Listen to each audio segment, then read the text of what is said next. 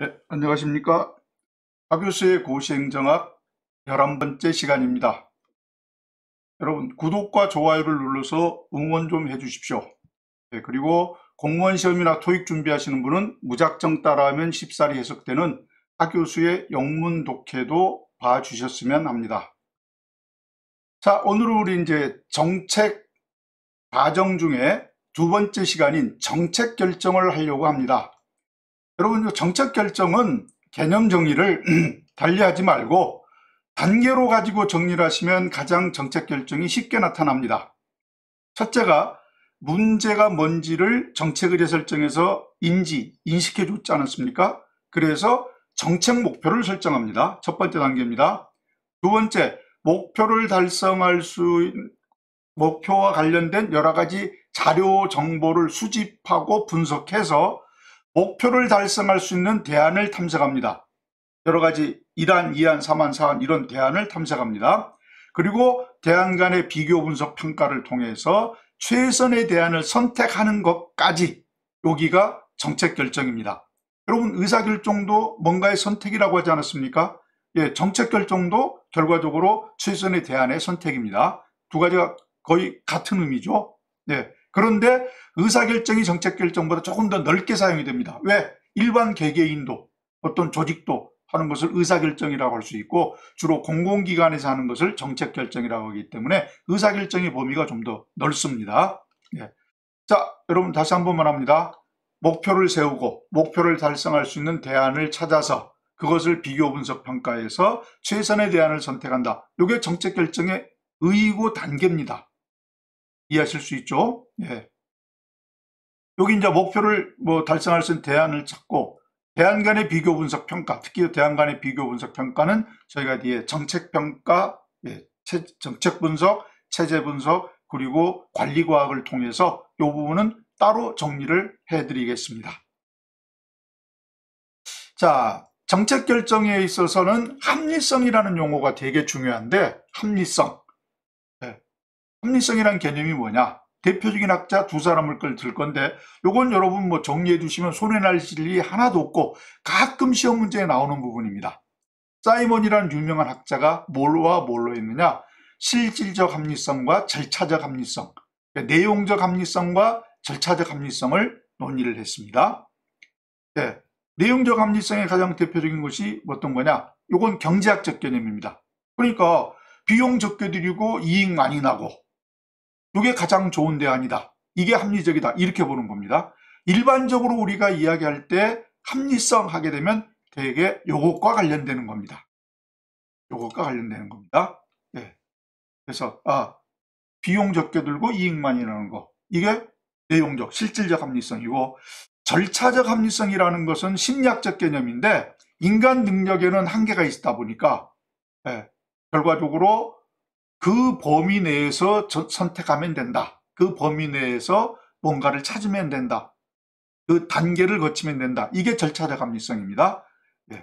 그래서 주로 사이먼은 우리 그 정책 결정에서도 논의가 됐고 행정학 개론에서도 이야기가 된 적이 있는데 뭘 이야기를 하느냐? 기본적으로 한정된 이 범위 내에서의 인간의 능력을 가지고 그 중에서 가장 나은 걸 선택한다고 하기 때문에 기본적으로 절차적 합리성에 관심을 두고 있습니다.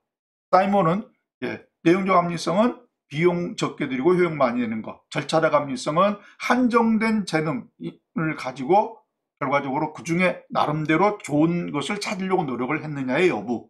그래서 요거는 특히 이제 사이먼은 절차적 합리성에 관심이 있는 거고 이 디승이라는 학자는 나름대로 의미가 있기 때문에 한번 잘 봐두시면 이 법적 합리성, 정치적 합리성이라는 건 여러분 특히 안 하셔도 문제가 없겠지만 기술적, 경제적, 사회적은 용어만 하나 알아두십시오.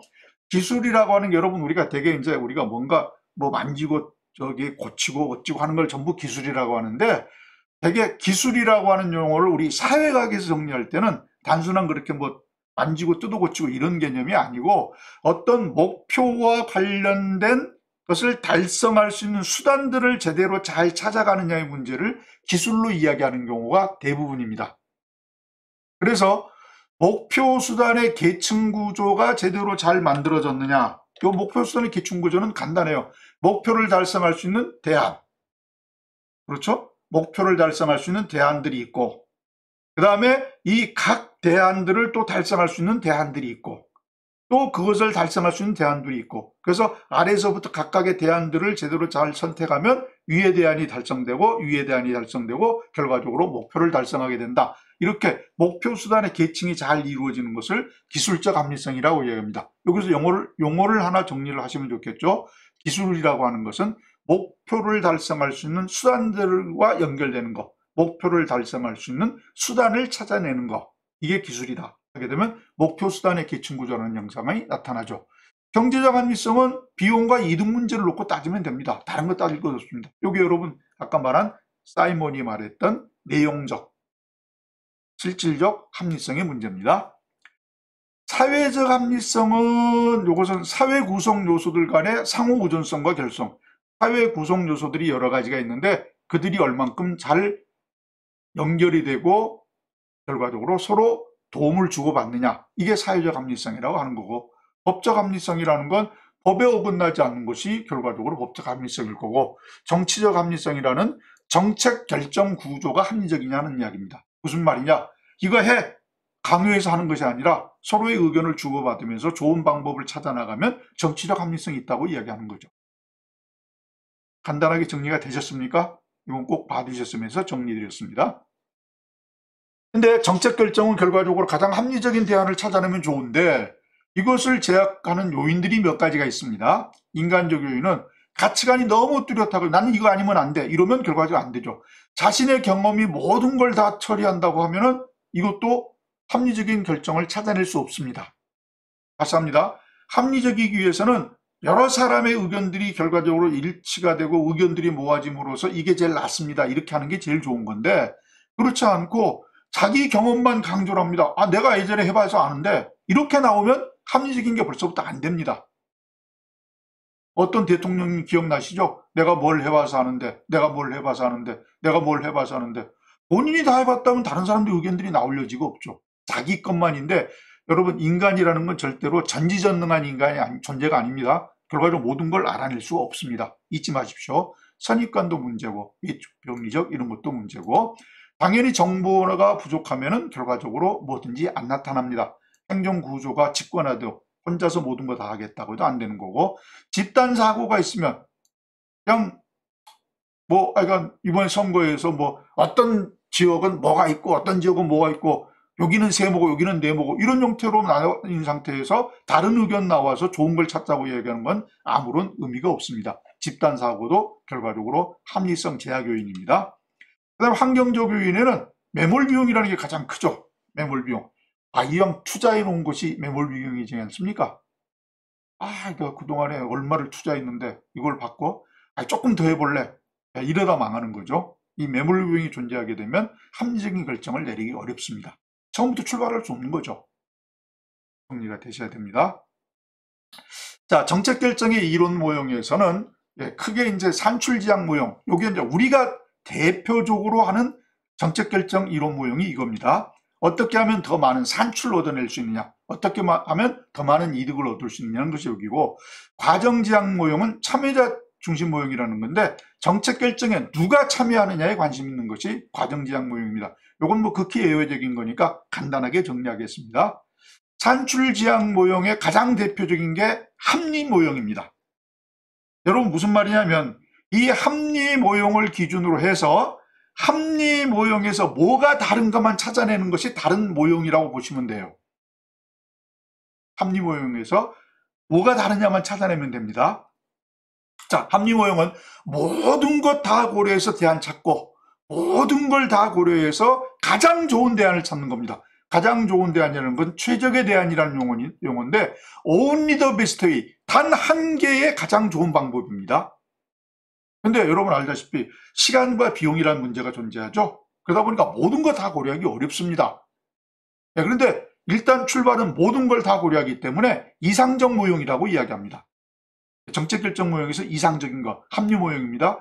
모든 것 다 고려합니다. 시간과 비용 가장 많이 듭니다. 그 외에는 합리 모형보다 시간 비용이 다 적게 듭니다. 뭔가가 빠지기 때문에 그렇습니다. 이건 시험 문제 나온 적이 있어요. 정책 결정 모형 중에서 비용이 가장 많이 드는 것 어느 거냐? 뒤에 이제 최종 모형이라는 게 있습니다. 합리적 요소 플러스 초합리적 이렇게 하다 보니까 그거 두 가지를 다 고려해야 되니까 그게 더 비용이 많이 들지 않느냐. 그거에서 틀린 사람들이 되게 많습니다. 여러분 잊지 마십시오. 합리 모형은 가장 이상적인 것이고 모든 거 고려하는 것이고 그래서 결과적으로 시간과 비용이 가장 많이 드는 겁니다. 이걸 할 수 있으면 좋은데 하지 못하니까 다른 모형이 나왔다. 이렇게 생각하시면 돼요. 네, 여기서 합리 모형의 전제 조건은 뭐냐? 인간은 합리적 경제인이다. 모든 걸 돈으로 따진다는 이야기입니다. 합리 모형은 그러니까 경제적 합리성을 따지는 거예요. 잊지 마십시오. 인간의 전지성, 모든 걸 다 한다. 인간은. 근데 그게 불가능하죠. 이것도 결과적으로 이상적인 사회에서만 나오는 겁니다. 전체 사회평가의 가중치를 산정할 수 있어야 된다.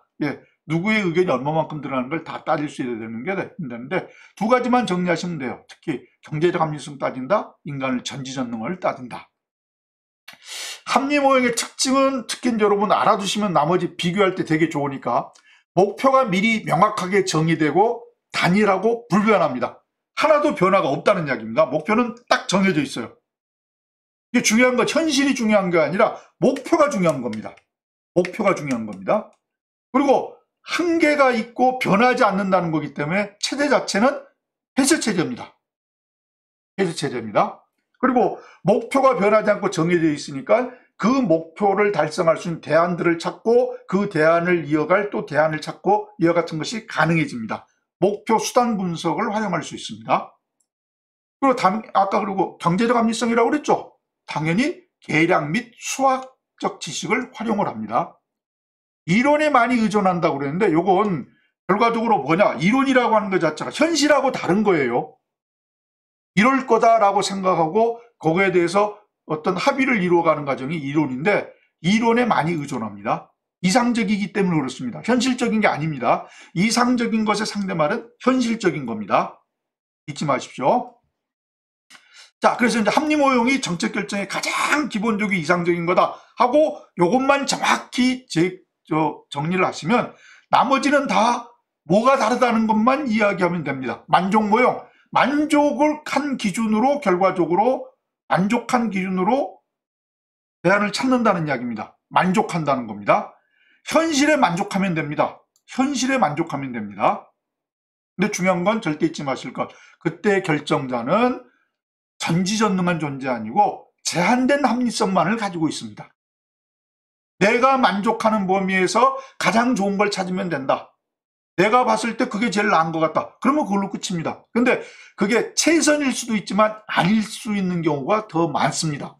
그래서 only the best way가 아니라 second the best way, 차선책이라고 이야기하는 거예요. 차선책이라고 이야기하는 거예요. 주관적인 거죠. 대안의 선택이 현실에 만족하는 거다 보니까 보수주의적 성향을 띱니다. 보수주의적 성향을 띱니다.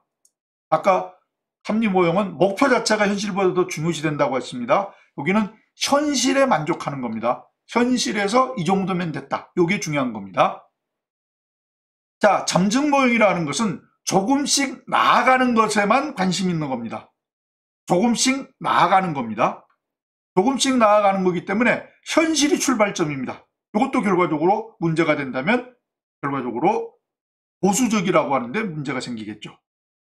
되셨습니까? 그 다음에 조금씩 나아가기 때문에 그 목표가 장기적이겠습니까? 단기적이겠습니까? 단기적입니다. 단기적입니다. 그럭저럭 헤쳐나가는 것에서만 관심이 있습니다. 일단 문제가 되는 것을 헤쳐나가기만 합니다. 되셨습니까?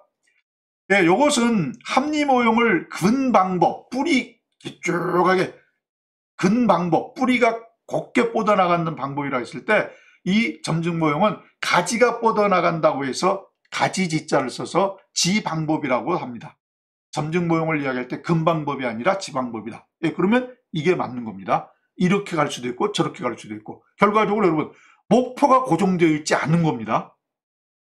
우리가 나아갈 목표가 정해져 있고 그것을 일직선으로 가는 것이 아니라 목표가 헤쳐나가서 삐쭉삐쭉하다 이쪽으로 왔습니다. 여기 목표가 이쪽에 있는 거예요. 또 여기서 삐쭉삐쭉하다가 이쪽에 있습니다. 목표가 이쪽에 있는 겁니다. 목표가 정해져 있지 않습니다. 목표가 정해져 있지 않습니다. 네. 가지가 뻗어나가는 방식이다 생각하시면 됩니다. 그다음에 여기서 중요한 건 뭐냐? 그러면 지금 당장 닥친 문제가 뭐냐라고 사람들이 어떻게 생각에 따라서 이런 집단, 저런 집단, 그런 집단이 있을 수 있고 이런 집단이 모여서 서로 의견을 나눔으로써 어떤 뭔가를 찾아내게 됩니다. 그리고 그 방향으로 갑니다. 예. 그렇기 때문에 이때 중요한 것은 정치적 합리성이 중시됩니다. 여러분 절대 잊지 마시고 우리 행정학에서 정치라고 하는 것은 두 가지밖에 안 씁니다. 두 가지밖에 안 씁니다. 하나가 입법부, 사법부, 행정부 했을 때 입법부의 활동을 정치라고 보는 겁니다. 입법부의 활동을 정치라고 보는 겁니다. 되셨습니까? 두 번째, 또 하나의 정치는 뭐냐? 다수의 의견을 조정통합하는 것. 다수의 여러 가지의 의견이 있을 때 그것을 하나로 묶는 것을 정치라고 이야기합니다. 정치적 합리성, 그렇기 때문에 다수의 의견이 있을 때 그것을 하나로 묶는 것, 이렇게 생각을 하시면 되겠습니다. 정치적 합리성이 중시됩니다. 각각의 합리성이 달랐습니다. 합리 모형에서는 경제적 합리성, 완종 모형에서는 제한된 합리성, 점증 모형에서는 정치적 합리성. 되셨습니까? 정리를 하셔야 됩니다. 이건 주로 선진국에서 중시된다고 그러는데 왜 그러냐 하게 되면 여러분 다양한 의견이 있다라고 하는 것 자체가 체제 모형에서 뭐라고 말씀드리냐, 투입에 해당되는 것이 다양한 의견, 비판, 무슨 요구 이런 것들이 투입이라고 이야기했습니다. 선진국에서는 이거저거 해달라고 하는 게 다양하게 나타납니다. 후진국에서는 그와 같은 경우로 상대적으로 적어요. 발전행정론에서 말씀드렸지만 후진국에서는 의견들을 중시하는 것이 아니라 발전적 가치관을 가진 지도자가 이끌고 나가서 뭔가 결과를 내는 것이 중시됩니다. 산출 기능이 중시되는 거죠. 다시 합니다. 다양한 의견이 있다는 것은 수익 기능이 활성화됐다는 거고 선진국에서 중시되는 거고 정치적 합리성이 중시되는 겁니다. 이해하실 수 있습니까? 여기도 합리 모형에 비해서 훨씬 비용이 적게 들죠. 그렇죠? 네 번째가 혼합주사 모형, 혼합 모형, 혼합 관조 모형 또는 제3의 모형이라고 부르는 모형이 있습니다. 제3이라는 거 보니까 1과 2가 있겠죠. 그렇죠? 예. 그래서 이제 혼합주사 모형은 뭔가 섞었다는 거니까 섞은 상태가 중요한 거죠. 근본적인 결정이 있고 지엽적인 결정이 있다. 근본적인 결정은 어떤 큰 통째로 뭔가 중요한 걸 이야기하는 거고 지엽적인 것은 뭐 군데군데 부분적인 것을 이야기할 때 지엽적이라고 이야기합니다. 근본적인 결정은 위기 상황이 나타나면 어떻게 이 조직 전체를 살릴 수 있느냐가 중요시 되는 겁니다. 근본적인 결정입니다. 지엽적인 결정은 점증적으로 결정을 하면 된다. 안정된 상황에서 매번 조금씩만 나아가는 쪽으로 처리를 하면 된다. 결과적으로 합리 모형과 점증 모형을 섞자는 이야기입니다. 합리 모형과 점증 모형을 섞자는 이야기입니다. 그래서 근본적인 결정은 합리 모형에 의해서 전체를 놓고서 결정을 하고 그 다음에 지엽적인 문제는 점증적으로 결정을 하면 된다. 이렇게 정리를 하는 부분이 두 가지를 섞어 쓰자는 겁니다. 그래서 합리 모형과 점증 모형을 섞어 쓰자. 전체로 보는 거냐 아니면 조금씩 나아가는 것으로 보는 거냐. 전체로 봐서 하나의 결론을 내야 되기 때문에 합리 모형은 전체주의 사회에 잘 맞고 점증 모형은 조금씩 나아갈 때 이건 다수의 의견이 있으니까 이것을 조정 통합해서 나간다는 의미에서 민주주의에 잘 맞는데 혼합 모형은 이 전체적으로 모든 걸 각각 자기 일을 하면서 결과적으로 전체적으로서는 의견을 하나로 모을 수 있는 보다 상대적으로 굉장히 바람직한 사회를 이야기하는 겁니다. 능동적 사회 또는 자기지도적 사회에 적합하다 이렇게 이야기를 했습니다. 여러분 제3이 나오면 제가 꼭 이야기 제3회 우리가 제3색태에서 여러분에게 말씀드린 적이 있어요. 3자 나오면 누구 생각을 하겠습니까? 엣지온입니다. 엣지온입니다. 정리를 하나 해주셨으면 좋겠습니다. 자, 최종 모형은 뭐냐? 자, 우리가 모든 걸 다 가지고 따지면 좋은데 사람들이 시간이 한정되다 보니까 모든 걸 다 따질 수는 없더라. 그러니까 어떤 경제적 합리 모형에 의한 경제적 합리성을 따질 수 있는 부분이 있고 나머지를 조금 더 좀 쉬운 방법으로 처리할 수 있지 않을까, 요걸 좀 더하면 좋지 않을까라고 생각해서 한쪽의 경제적 합리성과 한쪽은 경제적 합리성을 넘어서는 초합리성을 고려하자, 이렇게 연결되는 부분이 있습니다. 초합리성이라는 게 뭐냐? 직관, 육감, 판단력, 창의력 이런 것들인데요. 창의력 이런 것들인데요. 예. 요건 여러분 형사 경찰을 생각하시면 제일 편합니다. 자, 경찰이 어떤 사건을 보고 요건 범인이 저놈이다 딱 찍습니다. 물론 다른 물적 증거도 고려하지만 물적 증거로만으로서 누군지 모르는 것을 했을 때 뭐라고 하냐? 심적 증거, 심리적 증거 있지 않습니까? 네? 물적 증거뿐만 아니라 어떤 심적 증거로 있죠. 저놈이 분명한데 내 경험에 의하면 이게 초합리성이에요. 경제적 합리성에 해당하는 건 물적 증거죠. 나타나는 모든 객관적 사실이죠. 예, 그런데 거기에 내가 봐서 저놈이 틀림없이 저놈인데 저놈 조카놈인데 하고 딱 찍는 거, 이게 우리가 이제 물적 증거가 아닌 심적 이제 증거로서 초합리성을 논의하는 겁니다. 그러니까 생각, 판단이 들어가는 거예요. 그러다 보니까 가치 문제가 고려된다고 해서 질적 모형이라고 이야기합니다. 최종 모형입니다. 다시 합니다. 경제적 합리성과 초합리성을 같이 고려하자는 것. 그렇다고 해서 이게 합리 모형보다 시간과 비용이 더 드는 게 아닙니다. 합리 모형에서 따지지 못하는 부분을 초합리성으로 완화하자는 이야기입니다. 됐죠? 자, 그 다음에 이제 사이버네틱스 모형인데, 요거는 가장 기본적으로 에어컨을 생각하시면 제일 좋습니다. 네. 요건 목표가 정해져 있지 않습니다. 그러니까 계속 상황에 따라 바뀌는데, 여러분 에어컨이라는 것은 20도로 정해 놓으면 20도보다 기온이 올라가면 에어컨이 가동이 되고, 그 20도 아래로 떨어지면 에어컨이 멈추죠. 계속 그 상태를 봐서 순환을 합니다. 그래서 환류가 중시된다고 이야기하는 거고요. 설정된 범위에서 이탈된가 하는 점만 고려를 합니다. 20도면 20도. 근데 중요한 건 그 조직에 더운 걸 못 참아서 18도, 15도로 맞춰놓고 돌리는 사람이 있어도 거기에 맞춰서 계속 돌고, 그 다음에 난 추운 거 싫어 그래서 25도에 맞춰놓고 하면 아무리 더워도 그 온도가 넘어야만 에어컨이 가동이 됩니다. 그러니까 목표가 미리 정해져 있지 않아요. 누가 정해놓을지 모르는 상황에서 결과적으로 그것이 돌고 안 돌고가 결정이 된다는 이야기입니다. 잊지 마십시오. 사이버네틱스 모형 나오면 기본적으로 에어컨 생각하시고, 이것은 목표가 미리 정해져 있지 않은 상태에서 환류를 통해서 일정하게 그 목표가 맞았냐 틀렸는데, 그 목표는 누가 정해졌는지는 때에 따라서 달라진다는 이야기입니다. 그래서 그 목표가 정해져 있지 않은데 어떤 목표가 만일 정해진다면 그 범위 내에서 이탈했냐만 관심을 갖는 거지, 어느 게 가장 좋은 목표냐는 것에는 신경을 안 씁니다. 되셨죠? 그 다음에 이제 공공선택 모형이라는 게 있는데, 여러분 요건 우리가 주어와 목적어를 명확하게 구분할 수 있으면 이건 모형 자체를 정확하게 정리를 할 수 있습니다. 가장 대표적으로 뭐라고 할 수 있냐면, 공공이 선택을 하는 거냐, 공공을 선택하는 거냐, 이게 중요한 거예요. 공공이 선택하는 거냐, 공공을 선택하는 거냐. 네, 중요한 것은 G입니다. 공공을 선택하는 겁니다. 공공재화 같은 것을 개개인이 선택하는 모형이 공공선택 모형입니다. 용어는 하나 알아두시고 가야 뒤에 혼돈이 없을 것 같아서 정리를 해봤습니다. 이거 말 더럽게 어렵습니다. 저도 이거 박사과정 가서 공부하면서 대가리 터지는 줄 알았습니다. 영어로 공부하면서. 시장이 실패한 경우, 여러분 시장이라고 하는 것은 자동적으로 정부가 따로 개입하지 않고 그냥 놔두면 가격과 생산과 공급과 우리가 소비가 어떤 일정한 보이지 않는 손에 의해서 공급량이 정해지고 소비량이 정해지고 일정한 가격이 정해지고, 이와 같은 것을 시장이라고 이야기를 합니다.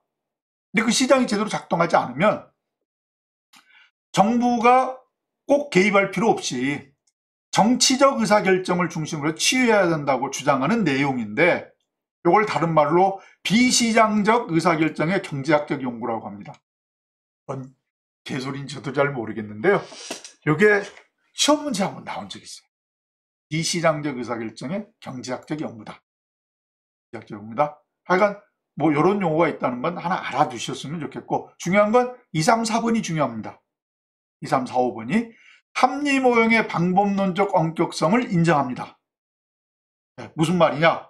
모든 걸 다 찾고 모든 걸 다 찾는다고 하는 시간과 노력을 들이는 그런 방법론적 엄격성을 인정합니다. 그러면서 뭐하냐? 공공재라고 하는 것, 공공재와 공공소비를 합리적으로 배분하는 데 관심이 있습니다. 이건 여러분이 가장 대표적으로 생각하실 게 있습니다. 물난리가 났다. 여름에 물난리가 났다. 그러면 여러분, 정부에서 기본적으로 희귀한 공공재를 분배를 해줍니다. 뭘 해주냐? 여러분 아시죠? 물난리 나면 당장 받아가라고 하는 게 최소한 3가지는 있지 않습니까? 뭡니까? 라면 한 박스, 생수 10통, 그리고 담요 2장. 이와 같은 게 기본적으로 세트로 해서 나가지 않습니까? 자, 중요한 것은 어떤 사람은 그게 2개, 3개가 필요한 사람도 있지만, 부잣집 같은 데야, 그 담요 갖다가 뭐 했으냐? 우리 생수, 우리는 외국집까지 더 비싼 거 먹는데, 그건 줘도 안 먹어. 이런 식으로 안 가져가려는 사람도 있습니다. 네, 그러려면 결과적으로 많이 필요한데 조금 더 주고, 덜 필요한데 안 주고, 이렇게 해서 공공재를 나눠주는 방법을 찾는 것이 결과적으로 가장 중요한 방법입니다. 어떻게 합리적으로 배분하냐? 이거 관심 가는 거. 공공재를 개개인이 선택한다고 하는 것이 중요하다고 제가 공공선택 모형을 이렇게 말씀드렸습니다. 빈센트 오스트롬이라는 사람이 주장했는데, 이것은 개개인을 중시하다 보니까 민주적 행정관이라고 이야기합니다. 전체적으로 가는 게 아니라 개개인이 원하는 쪽으로 요구합니다. 파레토 최적점을 중시해서 효용의 극대화를 추구합니다. 파레토 최적점은 경제학에서 나오는 용어니까 자세히 설명하지 않고요. 효용의 극대화를 추구합니다. 효용이라는 것은 내가 필요로 하는 정도가 효용입니다. 아까 말한 대로 그러한 물품을 나눠줄 때, 구호물품을 나눠줄 때 내가 2개, 3개 필요한 사람도 있지만 어떤 사람은 필요 없다고 하는 사람도 있습니다. 필요한 쪽에 더 나눠주면 효용의 극대화를 추구할 수 있습니다. 효용의 극대화입니다. 파레토 최적점을 추구한다. 이 효용의 극대화를 추구하는 방법이 파레토 최적점입니다. 중요한 것은 결정자로서 개인을 중시합니다.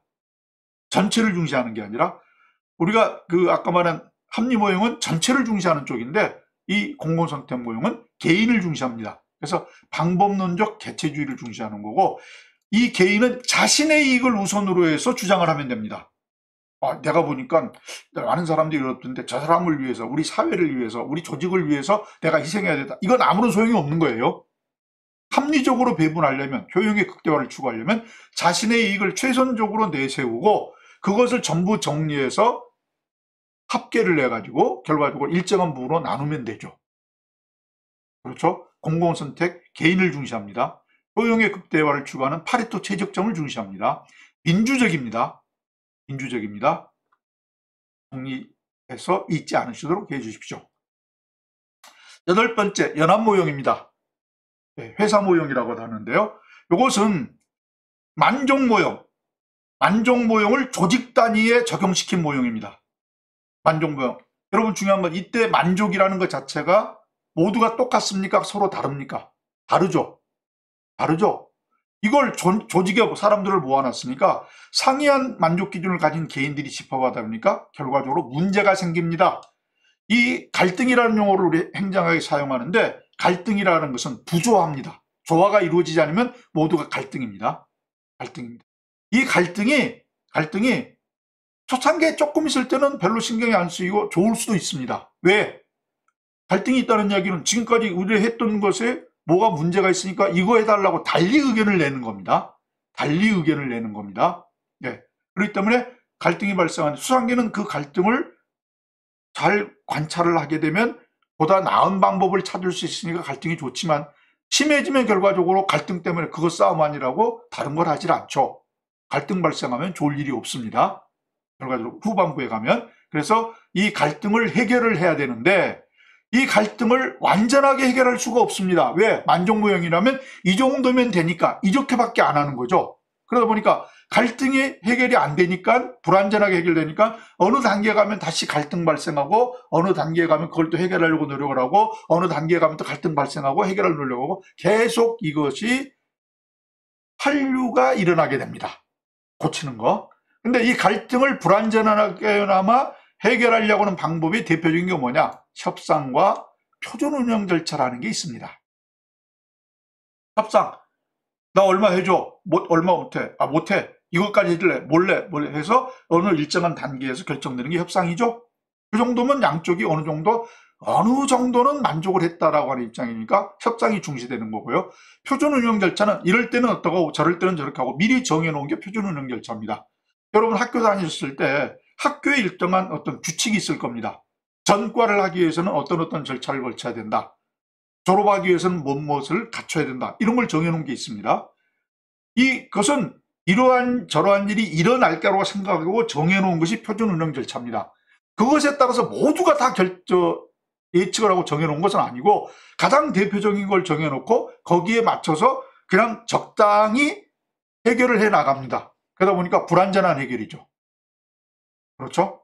네. 그래서 절대 잊지 마실 건 만족 모형을 갖춘 사람, 서로 상이한 만족 기준을 갖춘 사람들 하나의 조직에 모았다. 만족 기준이 다르니까 갈등이 발생하더라. 갈등을 해결을 하긴 해야 되는데 완전하게 해결하기 어렵다. 왜? 만족 수준에서 해결하니까. 그렇죠? 그러다 보니까 어느 정도 불완전하게나마 해결을 하고 넘어가야 되는데 그것에 의해서 사용되는 방법이 뭐냐? 협상과 표준 운영 절차다. 용어 되셨습니까? 연합 모형, 회사 모형, 모였다는 데 의미를 두시면 됩니다. 9번째, 쓰레기통 모형. 이런 이름도 있냐? 예. 그런데 요 쓰레기통 모형 나오면 하여간 여러분들이 기본 전제가 다 몰라가 기본입니다. 다 몰라. 나 몰라. 이게 기본입니다. 다 몰라가 기본입니다. 다 몰랍니다. 그러니까 문제가 뭔지, 참여자가 누군지, 언제 하는지, 누가 하는지, 하여간 이거 자체를 모른다는 이야기입니다. 네. 그래서 어떤 문제가 도저히 흐르고 어떤 그것을 해결할 수 있는 해결책이 흐르고 선택 기회가 흐르고 참여자가 흐르고 이런 것들이 흐르다가 어느 날 갑자기 일정한 장소에 만났는데 잡탱이들이 모이니까 이것을 쓰레기통이라고 이야기한 겁니다. 그래서 쓰레기통 모형이라고 이야기한 겁니다. 결정 이루어진다. 네. 이건 조직의 일부분 일시적으로 나타나는 결정 형태지 이게 전체 오랫동안 지속되면 조직은 무너지는 거죠. 다 모르는데 어떻게 갑니까? 맞죠? 다 몰라. 쓰레기통 모형 나오면 다 몰라. 이렇게 하셔서 정리를 하시면 됩니다. 그래서 문제 어떠한 사람이 참여한다. 거짓말입니다. 모릅니다. 누가 참여하는지. 어떤 문제가 있는지 목표를 명확히 한다. 모릅니다. 아무것도 모릅니다. 언제 하는지 한다. 모릅니다. 되셨습니까? 어떤 해결 방식이 있다. 모릅니다. 그런데 우연히 딱 마주침으로써 반짝하고 나오는 것이 어떤 결정이다. 이렇게 보는 겁니다. 이때 흐름의 네 가지는 정리를 하셔야 됩니다. 문제, 해결책, 선택기회, 그리고 참여자. 이 네 가지는 여러분이 꼭 정리를 하셔야 됩니다. 쓰레기통 모형에서 다 몰라, 그리고 문제, 해결책, 선택기회, 참여자. 네 가지 정리를 하셔야 됩니다.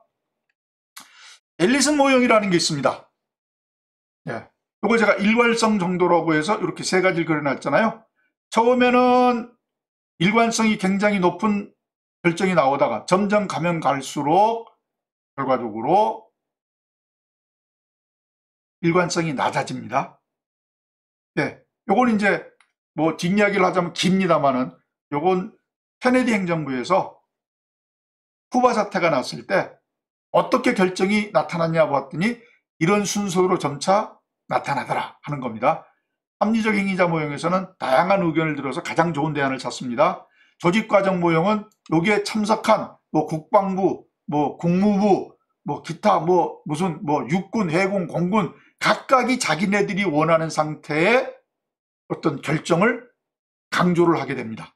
조직과정 모형이라고 하죠. 관료정치 모형은 이제는 이 정치꾼들이 모여서 어떤 걸로 합시다 해가지고 자기들끼리 우리 속담을 일본말로 사바사바라고 그러죠. 속닥속닥 해가지고서 협상을 통해서 결론을 내립니다. 그러니까 이때는 이렇게도 저렇게도 상황에 따라 달라지겠죠. 그래서 일관성의 정도가 가장 높은 게 어느 거냐? 합리적 행위자 모형입니다. 순서는 합리적 행위자 모형, 조직과정 모형, 관료정치 모형입니다. 이건 간단하게만 이렇게 정리하겠습니다. 자, 과정제약 모형은 누가 참여하느냐 해서 엘리트 모형은 엘리트가 참여하겠죠. 근데 엘리트는 항상 잊지 마십시오. 엘리트라고 하는 것은 현재 권력을 갖고 힘을 갖고 있는 입장이니까 기득권자입니다. 기득권자는 변화를 요구하겠습니까? 현상을 유지하겠습니까? 현상 유지에 중점을 둡니다. 그러니까 여러분 매번 정권이 바뀌고 또 내가 새로운 걸 뭐 해보겠다 어쨌다 하는데 결과적으로는 자기들 이득이 있는 쪽에서 크게 변하지가 않습니다. 현상 유지에 왜 변화를 그렇게 못하느냐 하게 되면 결과적으로 현상 유지에 집중하기 때문입니다. 집단 모형이라는 것은 집단 간의 상호작용에 의해서 결정된다라고 이야기하는데 이것은 앞에 얘기했던 점정 모형과 비슷합니다. 다른 것은 크게 문제가 될 것 없어서 이걸로서 이번 강의를 끝내겠습니다. 네. 자, 이렇게 해서 11강을 마치겠습니다. 감사합니다.